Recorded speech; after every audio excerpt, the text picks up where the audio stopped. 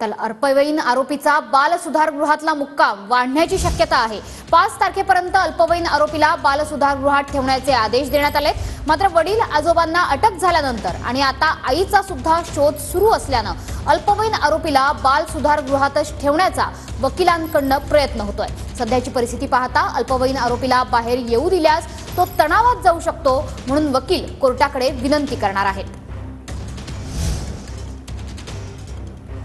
तर पुणे अपघात प्रकरणातील अल्पवयीन आरोपीचा बाल सुधारगृहातला मुक्काम वाढण्याची शक्यता आहे।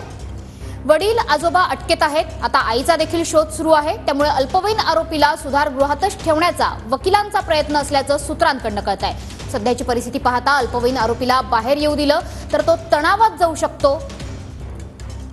अल्पवयीन आरोपीला आणखी काही दिवस सुरक्षेच्या कारणास्तव सुधारगृहातच ठेवावं, अग्रवाल कुटुंबियांचे वकील अशी विनंती करणार असल्याचं सूत्रांकडून कळत आहे।